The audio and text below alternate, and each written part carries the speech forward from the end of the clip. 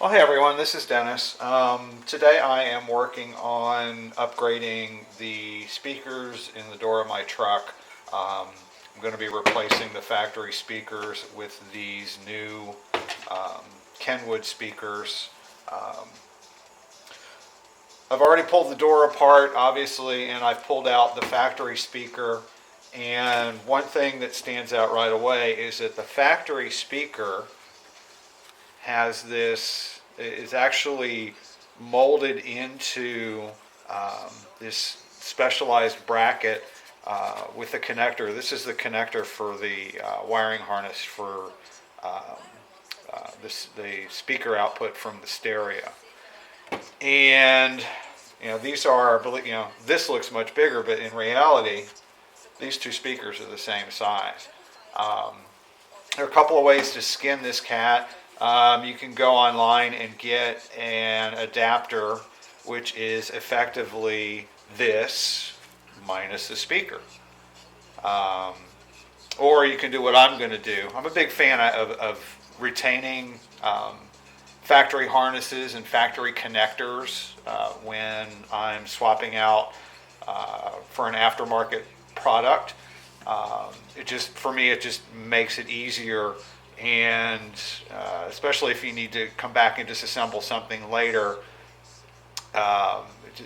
it's just easier in my mind. So other people have different opinions, I'm sure, but that's what I prefer to do. So I could either go online and buy a pair of adapters for $30 or so. I think they're 32. Last time when I looked at it yesterday on Amazon, just for grins. And um, so you get the adapter that you want, and it has screws that'll mount up. There are a variety of mounting holes on the frame of the new speaker for different configurations, and the adapter that you could buy online has holes to line up so you can put the screws wherever you want, but you still don't retain the factory connector. So what I'm going to do is I'm going to salvage this. I'm going to remove the speaker. I'm going to this is plastic. This is all molded plastic. So I'm going to clip these out to get the speaker out, and then I'm going to retain the harness connector by using these terminals back here. These terminals right here have wires that are hard to see. The wires lead from these terminals to the actual voice coil in the speaker. And so what I'm going to do once I get this freed up is I'm going to trim that and salvage as much of that free wire as possible, and then rewire everything together. So I'm going to pause right here, and then when I come back, I'll kind of show you how it worked out. And we're back. Okay, so about halfway through the process right now. So I used an old pair of metal shears to get down in to these speaker supports and snip them right here as close to the edge of the frame as I could. And then I went in with a utility knife and cut away the edge of the paper edge of the cone to get the speaker itself out. And now I've started working on the wiring. And what I've done is I went in the wires to the voice coil, still kind of hard to see, but they're back in here. I peeled this back so I could get as close in as I could and cut those, and then shortened them up to exactly where they needed to be, and used these butt connectors.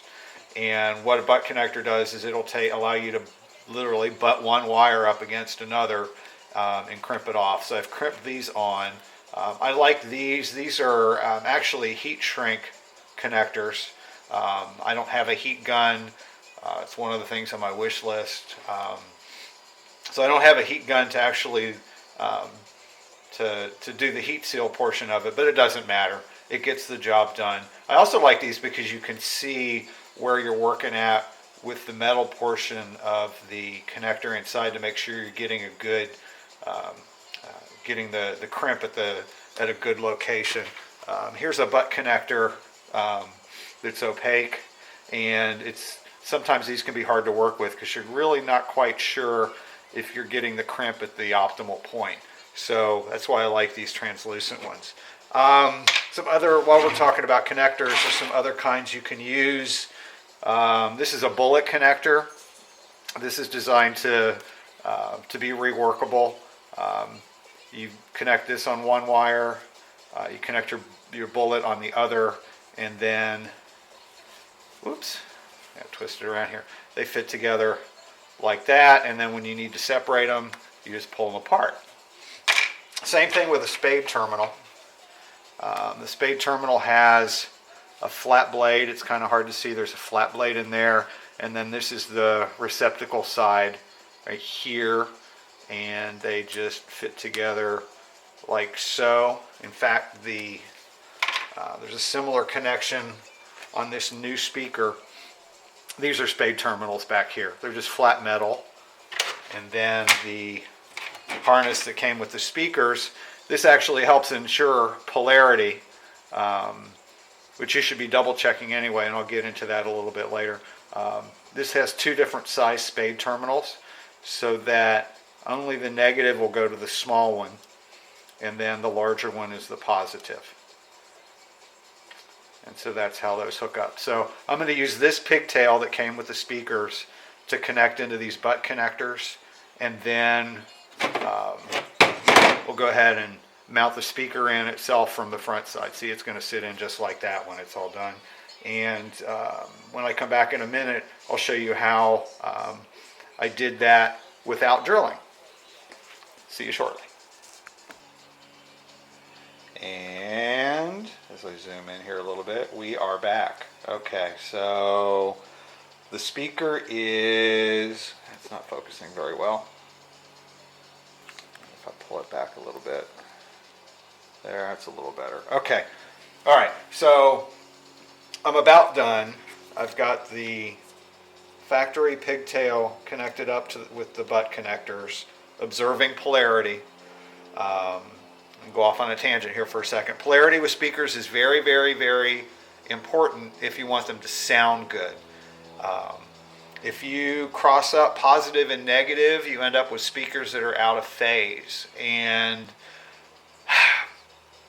it's the difference between in phase and out of phase is, I think the best way I can come up with to describe it is, in phase is it sounds live, and the vocals sound like they're coming from right in, just in front of you, or if you have speakers behind you, obviously just behind you. But there's a sense of location to the sound. Whereas if they're out of phase, it sounds kind of tinny, kind of hollow, kind of awkward. It sounds like it sounds like you're listening to music while you have an ear infection or a head cold, or it just sounds off. It sounds bad. So don't do that. So make sure when you're doing a project with your audio system that you're observing polarity. Always check the wiring diagram. This is my trusty Chilton's manual. It has wiring diagrams for everything in the car. I have this flagged. This is specifically for the speaker system. I'm replacing factory speakers, so I'm just going to follow, and I'm using the factory harness, so I'm just going to follow polarity as outlined and defined in the manual. And here it's telling me blue is to the positive terminal, black with a white stripe is to the negative terminal. And I've observed the connector that's coming out of the door to make sure that's all accurate. So we're all good there. And then I've traced those leads to the pins in here. So the connector on this pin on this side is the positive, this one is on the negative. So when you come around to the back, you've got the positive lead, which is solid, the negative lead, which has a stripe, and then these are going to connect to the terminals here. First, I want to show you how I got this to mount into this surround. without having to drill it. These are kind of nifty. These are what are called self-drilling or self-tapping screws, and they're made of a little harder material. And the other thing that makes them stand out is if you look closely at the tip of this looks very, very, very much like a drill bit. And basically what it does is it drills a starter hole for you just by screwing it in. So these are really good working with aluminum, very thin steel maybe, and definitely with plastics. You have to be careful. You don't want to overdo, you don't want to over tighten because you'll easily strip it out. But if you don't want to go, this is a shortcut, if you don't want to go through the trouble of breaking out a drill and drilling pilot holes when you don't need to. And in this case you don't need to because this plastic is very soft. So you just start out slow. Slow and steady always wins the race. And after a couple of rotations, you'll start to feel it. It's just boring in slowly, and then you'll feel it grab. Come on, baby. There we go.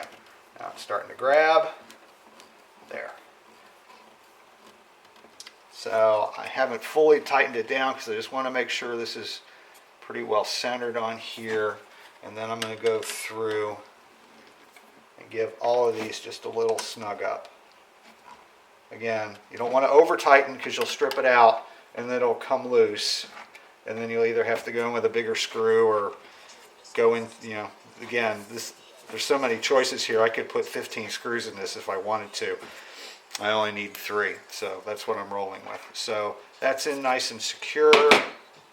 No movement there. I've cleaned it up. I made sure there weren't any little shards of plastic that could fall in by the voice coil and mess up, you know, create a vibration down the road. And then, so I'm just going to go here. And as I pointed out in the last segment, the manufacturer made the pigtail with 2 different size spade terminals. So kind of idiot proofs it a little bit. The smaller spade terminal is for the negative. The wider one is for the positive. And I can go ahead and tidy this up a little bit here. Going to use this little twisty just to help make sure this excess wire stays out of the way, and voila, that is ready to go in the door. So that's what I'll do next. So thanks for paying attention. Hopefully this gave you some ideas if you're thinking about upgrading the factory speakers in your car with an aftermarket product. If you have any questions, go ahead and throw those in the comment section. I'll be happy to answer them. If you like the video, thumbs up. If you want to keep track of stuff as I put new videos up, subscribe. What the heck. And there will be more to come. I plan on doing probably another 2 videos on car audio. One will be an overview, and then one will be a rundown on what you need to do or consider if you want to either install an amplifier or a subwoofer into your audio system. So those will be coming, if they're not already up, they'll be up shortly after this one. So again, hope you learned something, hope you enjoyed it. Questions, comments, snide remarks are always welcome. Thanks. Peace.